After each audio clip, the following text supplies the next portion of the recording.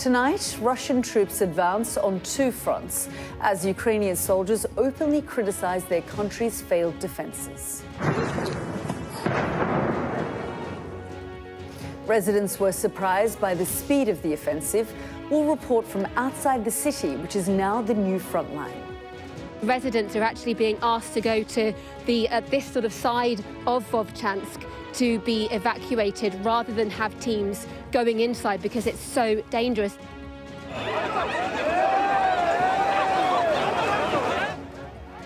In Georgia, opposition leaders blame Moscow's influence as protests are violently suppressed. We are facing the greatest risks to our security since the Second World War. One of two warnings issued by a world leader today about the escalating threat from the Kremlin. But is it too little, too late? Also coming up. From fixer to foe, the man who said his job was to make Donald Trump happy gives evidence at the former president's criminal trial. Two cities struggling with the consequences of war. Fierce fighting resumes in northern Gaza, forcing thousands of people to run for their lives, as Israelis in Jerusalem say prayers for those killed since October the 7th. Plus, stop politicizing religion, the plea from one of Bollywood's biggest Muslim stars as India's elections pass the halfway stage. Religion is used as an instrument for political gain, and all leaders over the world do that. All of them do it.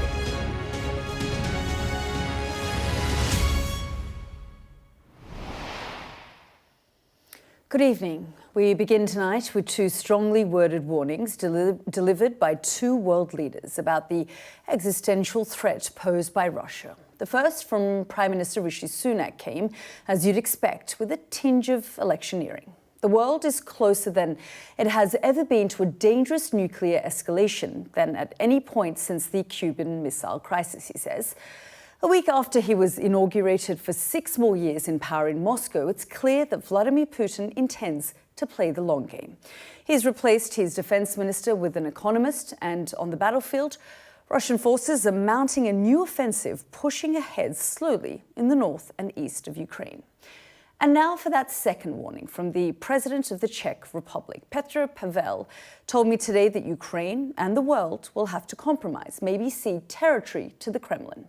He believes Europe has been too slow to sort out defences and that Russia's imprint can be seen in neighbouring Georgia, where authorities suppressed opposition to a controversial law. We'll have that interview with the Czech president and the latest from Ukraine in a moment.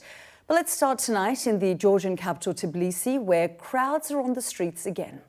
Our international affairs editor Dominic Waghorn was there as the tensions boiled over. They are scenes we're more used to seeing on the streets of Moscow. Snatch squads storming peaceful protests outside Georgia's parliament, grabbing people and beating them as they're dragged away. As masked men moved into the crowd, our camera filmed up close as one protester after another was taken by force. This police violence is being condemned tonight by Georgia's allies. The crackdown started at dawn, ranks of police drawn up, ready to move in. So there are thousands of protesters here, just after dawn, outside the Parliament building, and they are being ordered to disperse by the police here. And then up the street here, a huge number of police, most of them in masks, backed up by water cannon, ready to move in if the crowd does not move on. We thought last time, we thought that we overthrow this autocracy, but now they are bringing back again, and they are dragging us to Russia. This is the Russian style of ruling. As these Ministry of Interior security forces swept in, protesters tried to hold their ground.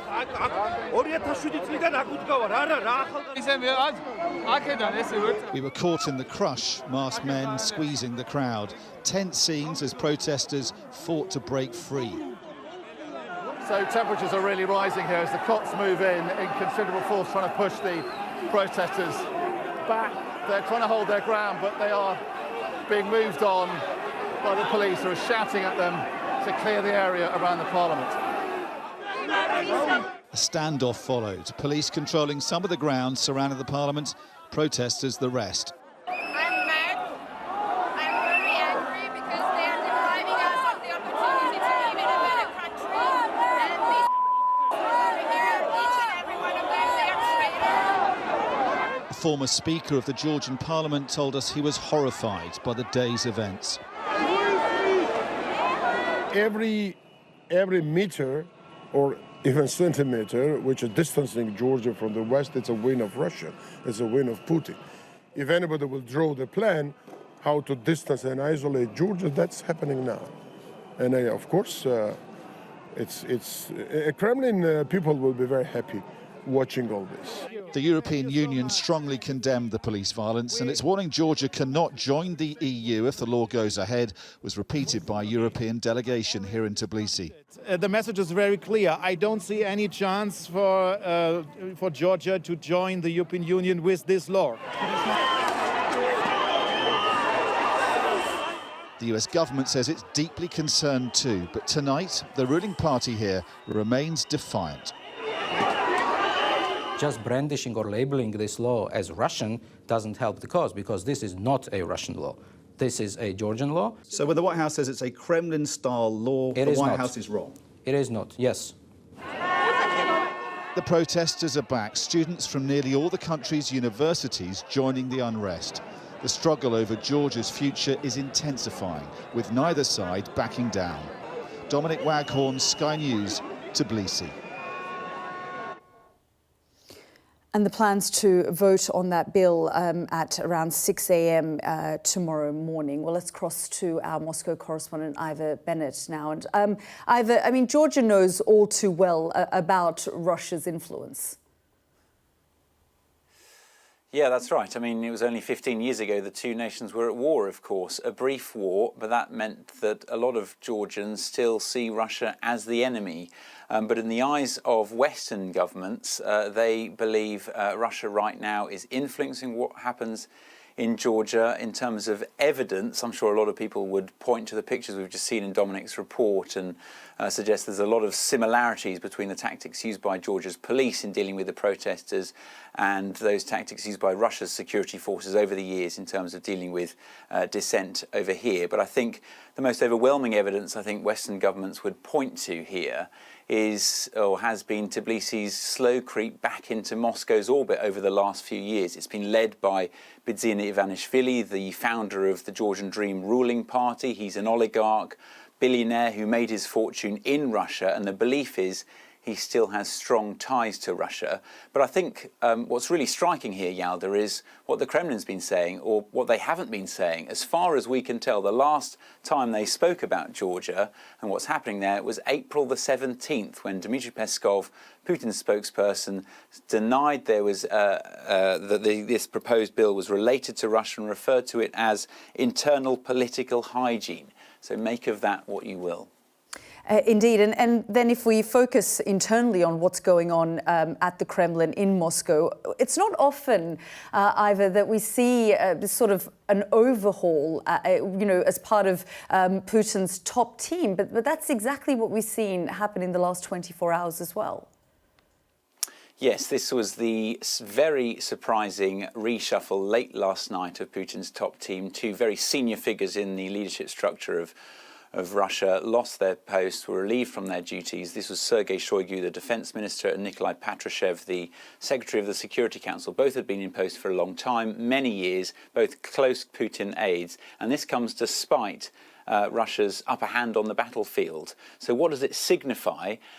Well, I think the way the Kremlin's painted it today is that it's because they want to gain a tighter control of the purse strings at the Ministry of Defence. The defence spending has ballooned over the last 2.5 years, 6.6% of GDP.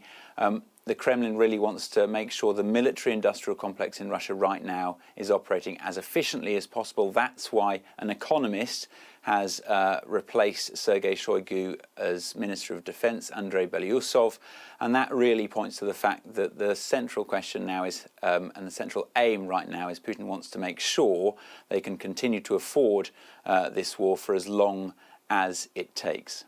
Yeah, what's been, I think, extraordinary, Ivor, actually, is that while the defence budget has been hit in this conflict, the economy of Russia, from what we can see, hasn't been majorly impacted, despite the sort of sanctions that we've seen imposed on Russia.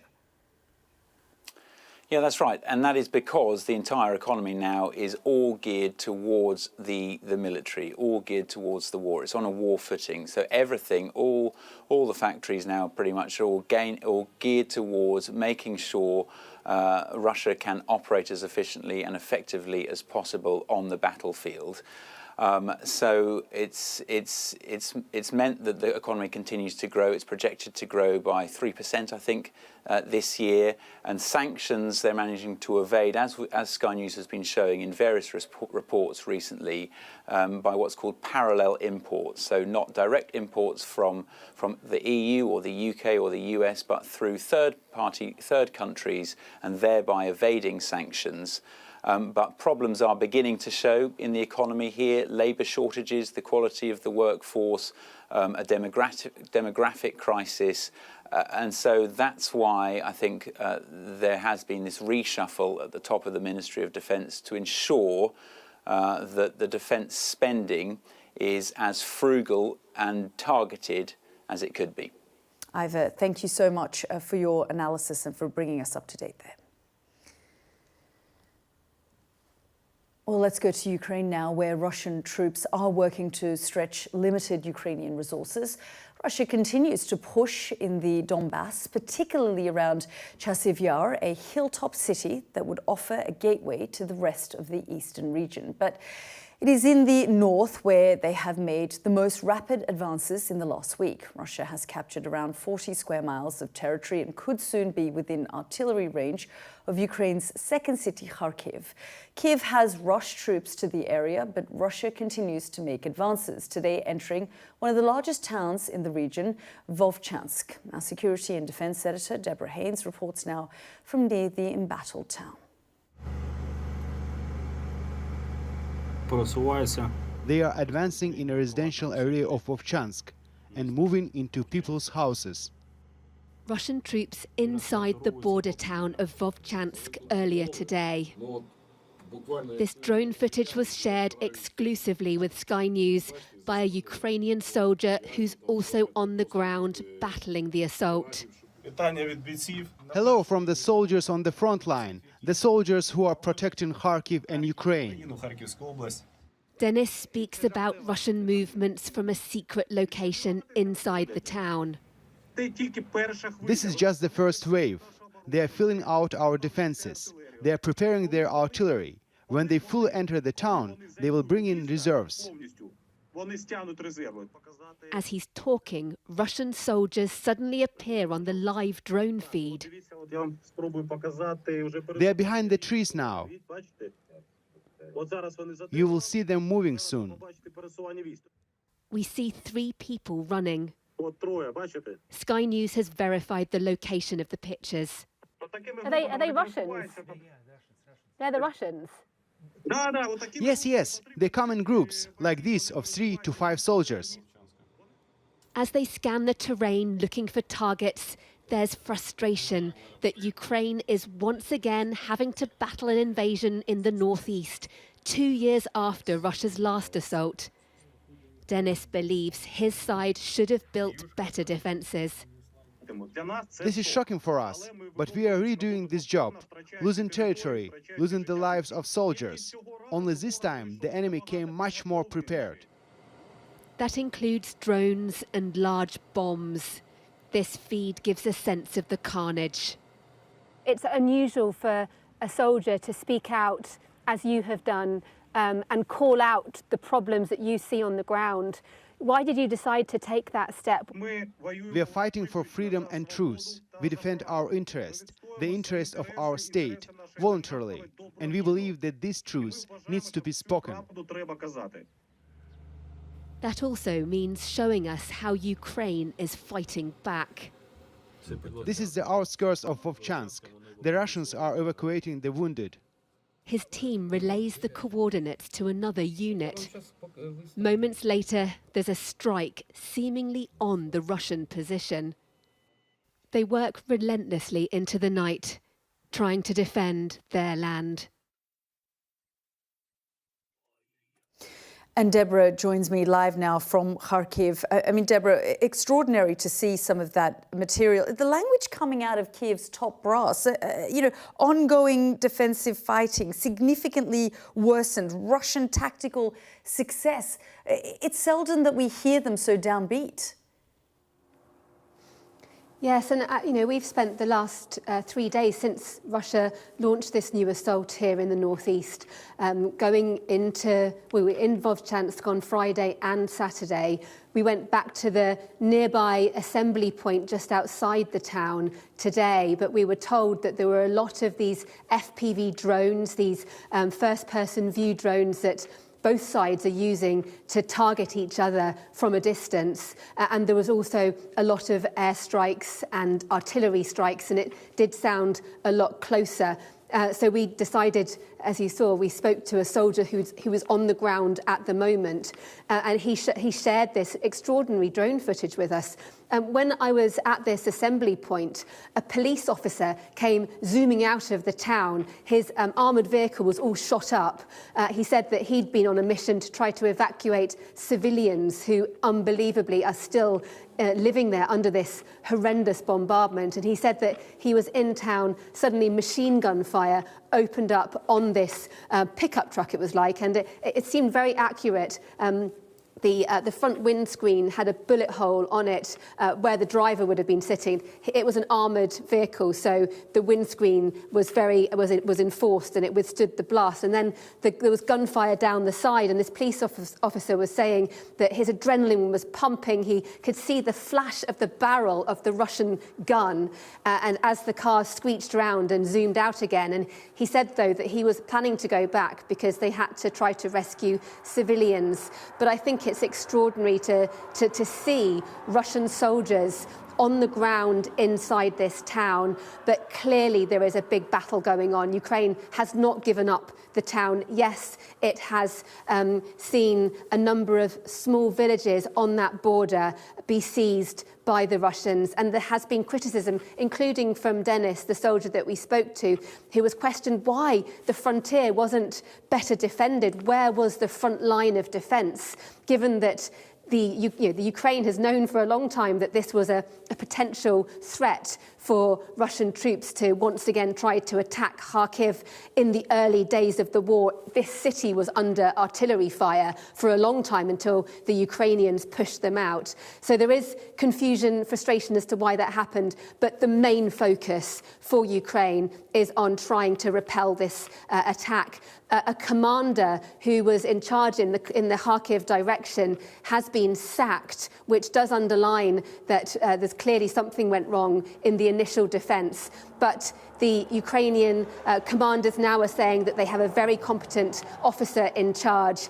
There are reserves being brought in. We saw a lot of troops when we were down there today, sort of going past us on the road in the direction of Vovchansk. And as that footage at the end shows, they're clearly fighting into the night. The Ukrainians are using their drones as well to pinpoint these Russians and then target them with airstrikes or using munitions dropped by drones. So clearly a very, very fluid situation. But if Vovchansk did fall, that would be a huge blow. And like you said at the beginning, there is that real worry that should the Russians advance sufficiently, then once again, Kharkiv city would be in range of Russian artillery fire. Yeah, as you say, Deborah, a dangerous moment. Big questions now being asked in Kiev about how this is all developing. Thank you so much for bringing us up to date.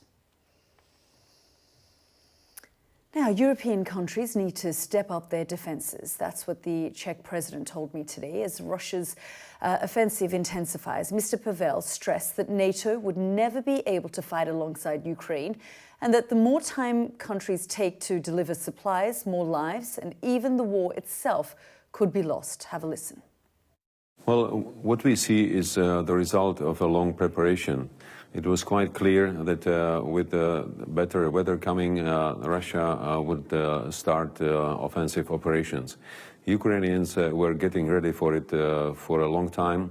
They were asking us for support, increase supplies of ammunition, increase supplies of equipment. And are you confident that the West can do that they can deliver to Ukraine what they need? Because we have seen these delays and the impact of these delays over the past couple of years and the frustration of the Ukrainians as a result.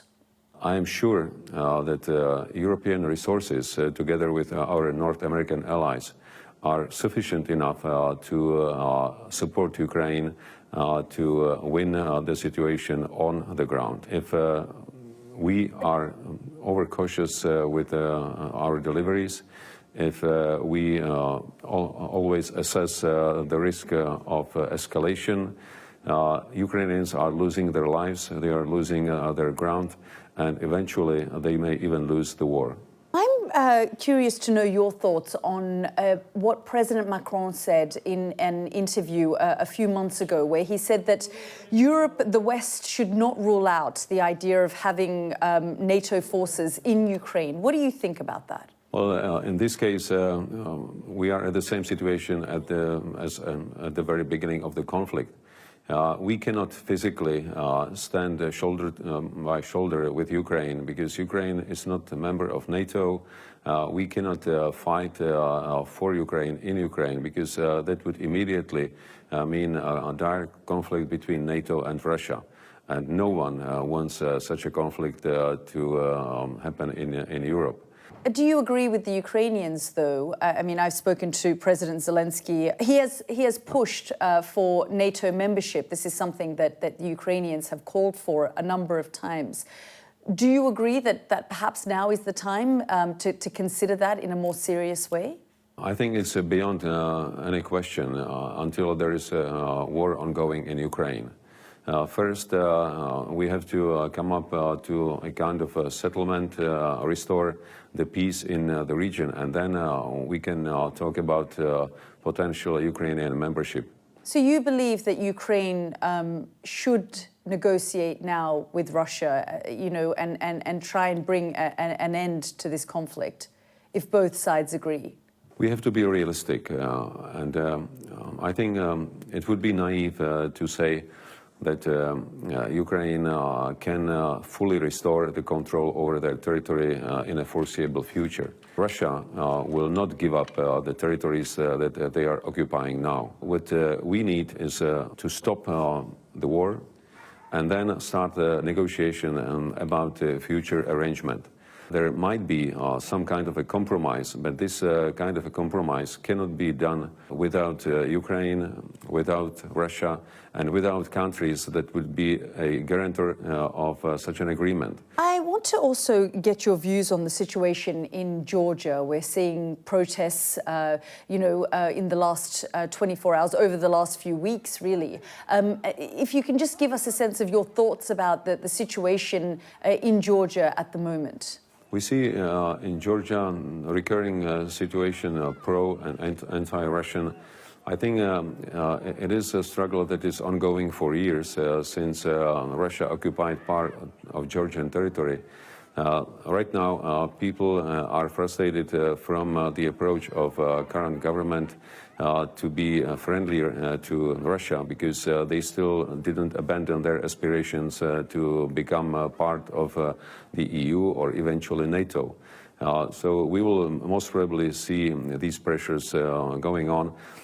They are supported on one hand by Russia because instability in Georgia works in Russian favor. I guess finally what I wanted to get to was Europe's current position, trying to arm itself now and the dependence on the Americans sort of not being what it once was.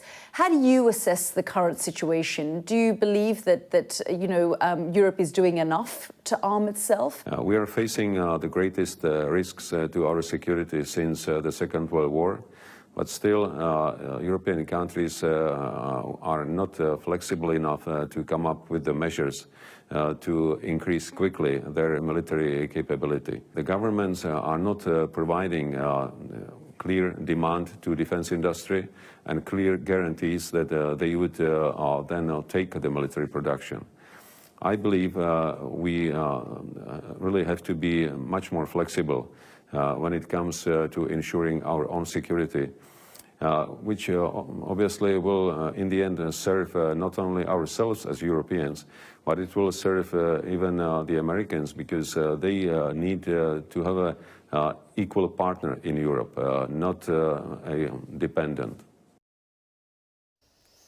That was the Czech President, Petr Pavel, talking to me earlier. Stay with us, because today we've been hearing from the man who once said he would take a bullet for Donald Trump. Michael Cohen gave evidence today in the hush money trial that threatens to derail the former president's hopes of returning to the White House. Find out what he said next.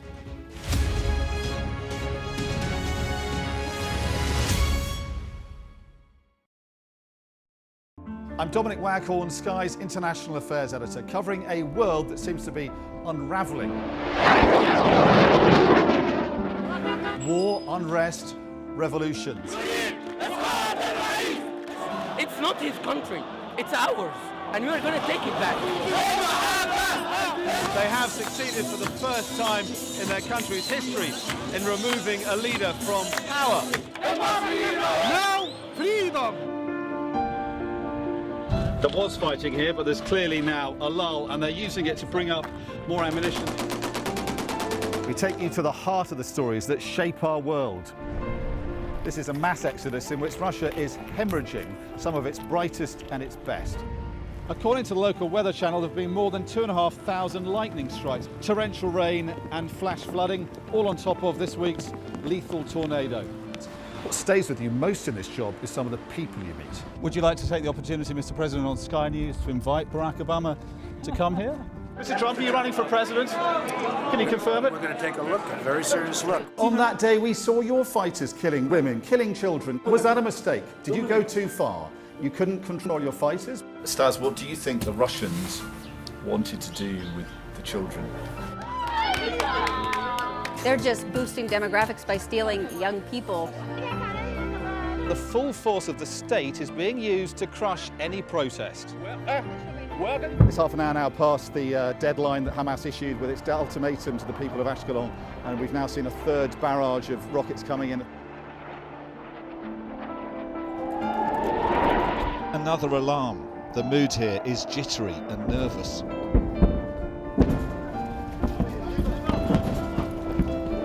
We're seeing the world get more and more divided, and it's our job to try to make sense of it all.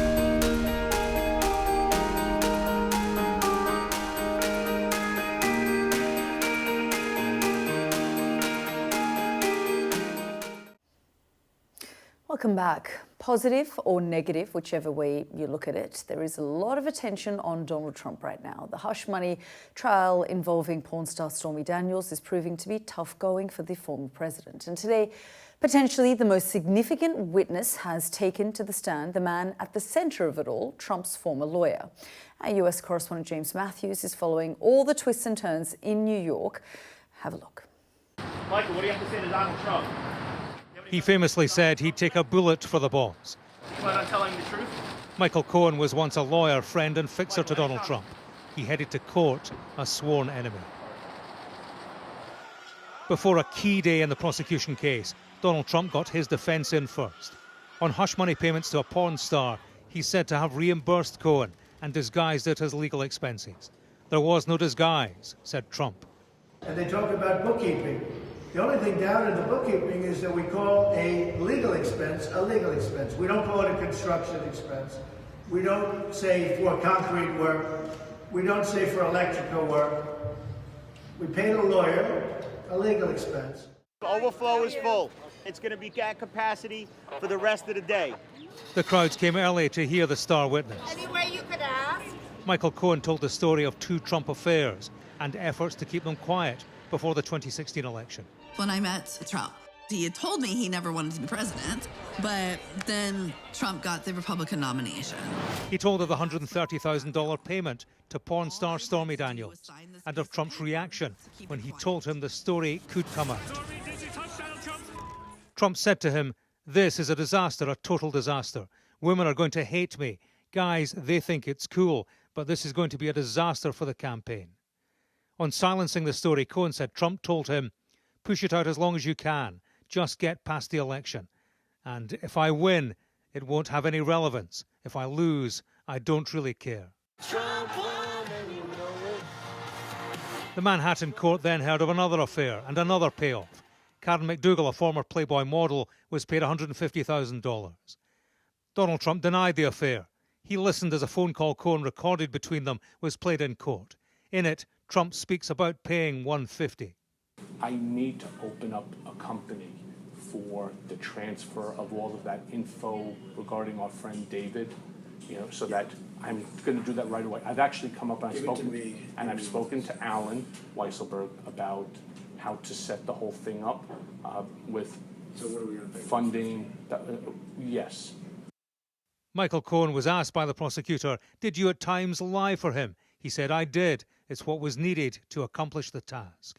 Michael Cohen was asked about a non-disclosure agreement with the porn star Stormy Daniels. "Did you let Mr. Trump know you'd received it?" he was asked. Immediately, he answered, so that he would know the matter, the task, was accomplished, finished, and done. Michael Cohen has seen the inside of a courtroom before. Indeed, he has been convicted for crimes including tax evasion and unlawful campaign contributions. His credibility is something that Trump's defense team will hope to exploit. In the half of this court building left undemolished, from the defense, it will be the cold shoulder for the friend turned foe. OK, and we'll be speaking to James in a moment, but we're looking at Donald Trump coming out of the courtroom in New York. Let's just have a listen. As they chose to show up, they view this as a scam.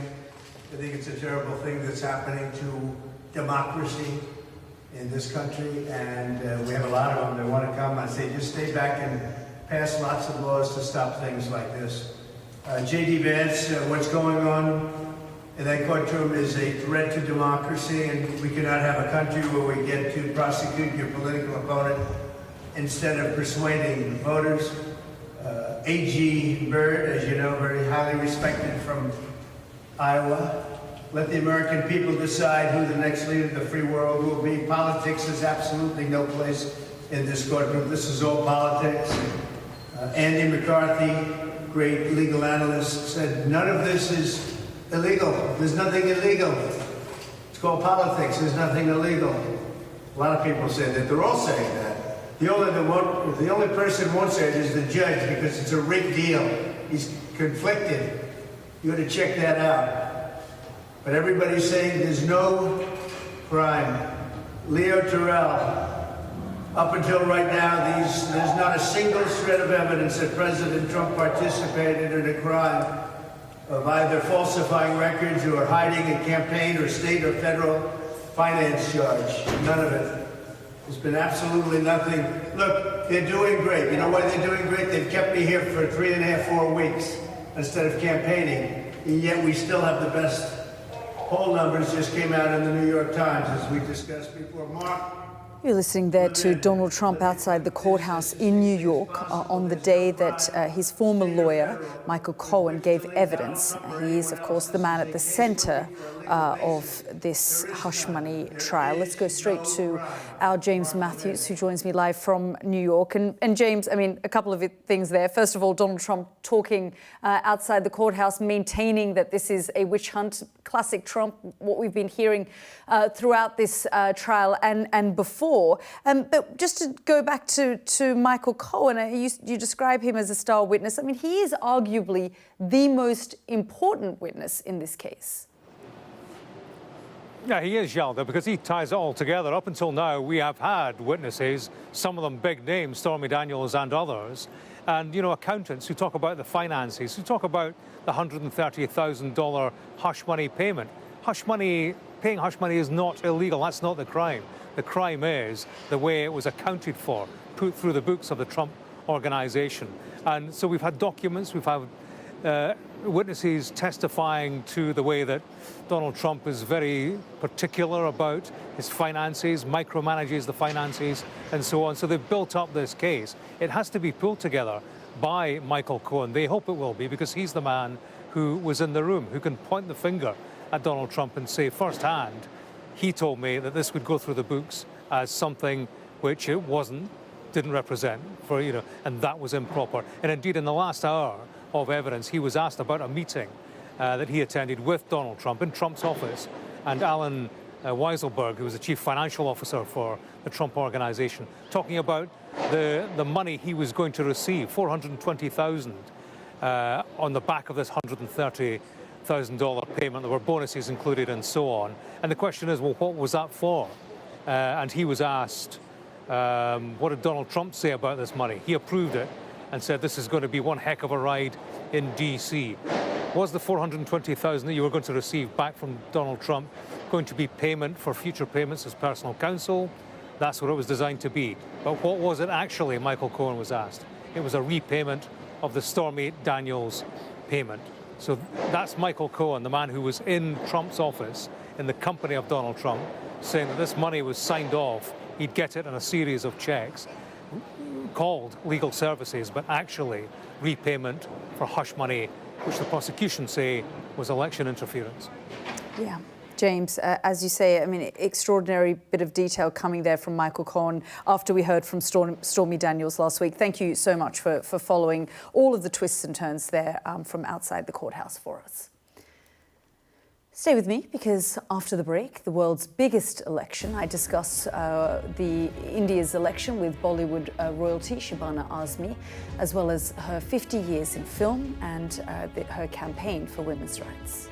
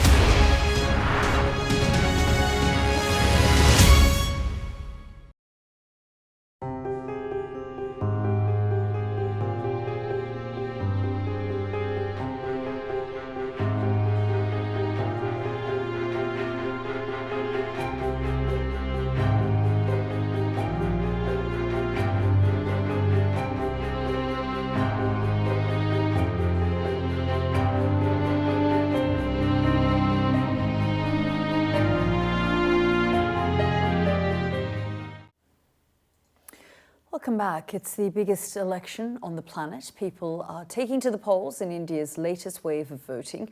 Prime Minister Narendra Modi is expected to win a third term, but that's caused concern among India's minorities, especially Muslims. In a moment, we'll hear from one of Bollywood's biggest stars who told me leaders need to stop politicising religion. But first, our correspondent Neville Lazarus has this report from Delhi. Elections bring out the best, but also the worst of democracy. India is now more polarized than before, with an ever-widening gap between the majority Hindus and minority Muslim population. Fault lines have deepened and trust eroded between communities as politicians play them off to garner votes. Bharat Mata Ki. No less than the Prime Minister stirred the communal debate in his campaign, accusing the Congress party of appeasement politics. When they were in power, they said Muslims have the right over the nation's wealth. This means they will collect your wealth and distribute it to those who have many children, to the infiltrators. Do you think your hard-earned money should be given to infiltrators?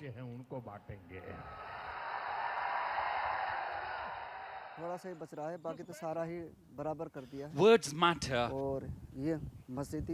Imam Zakir Hussain shows us where the 13th century Akhunji Mosque stood for 700 years. Authorities said it was illegal and demolished it earlier this year, even though it was listed in the archaeological records 100 years ago. Muslims feel they are a target of the right-wing Modi government for the last 10 years. In this country, there is no special reassurance for anybody. There's a reassurance for every citizen. That citizen can be of any religion. Because Article 14 is about equality. Article 14 is not about saying XYZ is special to another person, irrespective of which religion. But that's little assurance for Javed Mohammed, a social activist. Accused of being a mastermind of a violent incident, he was arrested and jailed for almost 2 years. Authorities brought in bulldozers and flattened his house, leaving the family homeless. He is on bail now, fighting multiple cases against the state. There is no doubt I was a target because I am a Muslim. They targeted me because they wanted the Muslim leadership that is coming up to be crushed, and then everyone supporting them will be scared. Communities are anxious as Modi is expected to win his third term. He will need to reassure everyone he is Prime Minister of all citizens, irrespective. Neville Lazarus, Sky News, Delhi.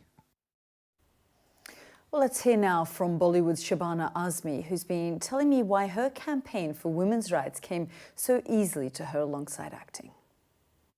My father was a very liberal writer. He was a member of the Communist Party.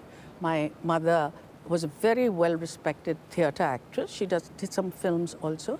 But they always believed that art should be used as an instrument of social change. So that was something that was intrinsic to who I was.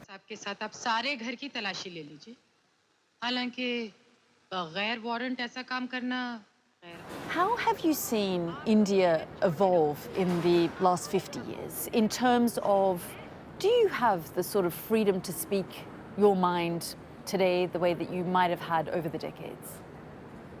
Well, there is definitely an attempt to muzzle that freedom, but you have to fight back because that is one of the pillars of democracy.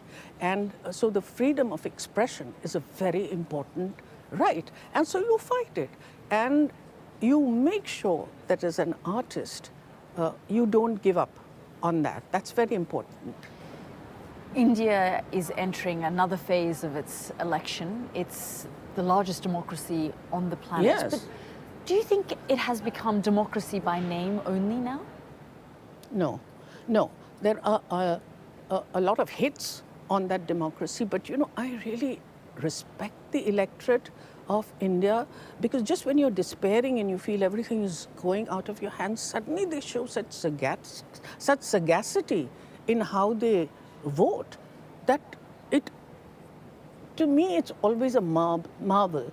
And even then, the ordinary citizen who feels that I have absolutely no voice, has a right to express that voice every 5 years. And that has to be protected under all circumstances. You talked a little bit earlier about attempts to muzzle those who want to speak out. And, you know, in some instances, some would say that India's democracy is being tested. And there are those who say India is heading down an authoritarian path. Is that the feeling you have? Because there are segments and communities in India who have, in different instances, the Muslim community, for example, felt under attack. There are 200 million Muslims in India, and there have been instances where they have felt like their community is somehow under this leadership been ostracized or don't have representation. But that's happening all over the world. It's not peculiar to India. Muslims are being attacked everywhere across the world. In India, what are they asking for? They're asking for the same thing that a Hindu is asking for, which is basically roti, kapra or makan. I want food to eat, I want shelter on my head, and I want employment opportunities. Now, we cannot surrender to the fundamentalist voices who really don't want to... On both sides, yeah, who really don't have any solution to offer for basic rights and how you should get it, and so then fan the flames on religious grounds.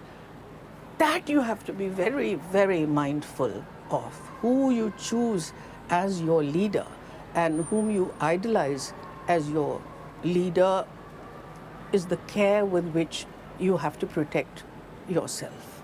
Do you think that leaders today in India and globally, but namely Prime Minister Modi, politicize religious issues and the fears that people have? Yes, of course. Religion is used as an instrument for political gain, and all leaders over the world do that. All of them do it. So religion is used as an instrument which is not good and has never been good anywhere in the world. It has to be only a part of your identity. It cannot be your whole identity. I never thought of myself as a Muslim. Because if you ask me who I am, I'm a woman, I'm an Indian, I'm an actor, I'm an activist, I'm a mother, I'm a daughter, I'm all of that. And being Muslim is only one part of my identity. It cannot be pulled, all identities pulled out and only your religion becoming. So you should make sure that you don't fall victim to that. Are you hopeful for India's future? I'm an optimist by nature. I'm just an optimist by nature, and I always think of the best to come and that it will. I'm, very proud of my country. I love the fact that I am an Indian, and I'm very, very proud of my country. And if you tell me, would I like to live anywhere in the world? Not a chance, and not also in India, but in Mumbai. So when I'm in Mumbai, I'm grumbling about the traffic and I'm grumbling about the pollution, and then I'm out for 10 days and I say, where's my pollution? Where's my noise? And I just get addicted. You have to get addicted to Mumbai. Shabana Azmi, thank you so much for joining us. Thank you. That was Bollywood film star Shabana Azmi speaking to me there. Stay with us. I don't think, to my knowledge, a quadriplegic has taken a powerboat around Great Britain before. But the idea is to inspire more disabled people to get out on the water. I was a professional yachtsman before my accident 40 years ago this year. Can't believe it's a lifetime ago now. I broke my neck in a swimming accident. And sailing to me is part of my life. I love being out on the water. I think it's very therapeutic for all of us to, get out, spend some time on the water. And the idea is to inspire others to do so. As you say, I sailed around Great Britain in 2007, and I sailed the Atlantic a few years later. This is altogether different. This is about Wet Wheels, the charity I founded. I'm on a beautiful 9-meter power catamaran. We have 8 of these around the country now, taking more than 10,000 people a year. And the idea is to help raise awareness and raise money to buy another 4 of them. We start here at 10 o'clock this morning from Tower Bridge. HMS President, Lord Mayor of London, Michael Manelli, is coming to wave me off. And then we head clockwise round to Dover, along the south coast, Portsmouth, Falmouth, and then up to Wales, Northern Ireland, then hopefully up around the top of Scotland. And all things being well, we should be back, crikey, 4 or 5 weeks' time. I've told my wife it'll take 3 weeks, so it may take a little bit longer than that. So the nice and easy way is through our Wet Wheels Foundation, wetwheels.org. But if they want to find out more about this particular challenge on Wet Wheels, then we have a website called finishingthedream.co.uk, and people can go along there and donate and help support us and see where we are. We have a tracker. I think it's important to mention that my injury is I'm paralysed from the chest down. I can't move my fingers, so I'm sat right now in a big powered electric wheelchair. And these boats are designed to take disabled people. I go up under a ramp and I can steer the boat even with my disability. So it is genuinely a challenge. For me physically, it's going to be difficult. 1,500 miles at sea, some quite big seas, being pounded and the impact it's going to take on my body. But we're expecting to stop in about 18 to 20 places, and we have a road crew following us. Welcome back. In Israel today, Memorial Day was extended to commemorate victims of Hamas's attack on October the 7th. It comes as the IDF returns to areas in the north of Gaza that were previously cleared. Here's our international correspondent, John Sparks. It is a tradition and a solemn occasion. A day of reflection in a country struggling with the consequences of war. In Jerusalem, prayers were offered and a flame was lit for the soldiers and victims of terror who've died. More than 1,500 Israelis lost their lives on and after October the 7th. As you saw, is a very, very sad ceremony. We are doing it every year, but this year is special. There seems to be no endpoint to the war in Gaza. I wonder if that is unsettling for people. It's difficult for people. I support on the government, I support on the Prime Minister, and I'm sure that he knows what he does. A siren was sounded at 11 o'clock and the Israeli capital came to a halt. A moment of silence, impeccably observed from the roadside and the road. But the divisions in this country were also on show. At the National Cemetery, the Israeli Prime Minister said, "We'll never forget how our families were massacred." Garbage, said one, as Netanyahu finished. Bereaved families then barracked him from their seats. The war in Gaza lacks any foreseeable endpoint. Areas to the north now consumed by fierce fighting.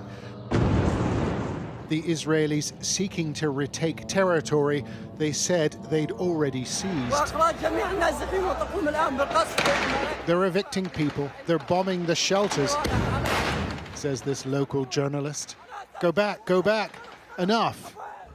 Thousands of people in the district of Jabalia are seen fleeing for their lives. Israelis relive the past 7 months at a cemetery in Tel Aviv. Everyone here wore a look of sorrow. To be in your friend's grave and another friend's grave, so difficult. The understanding of you being a 20-year-old and losing your friends. This section has been expanded, dozens of new graves dug in a country that feels increasingly insecure. John Sparks, Sky News in Tel Aviv.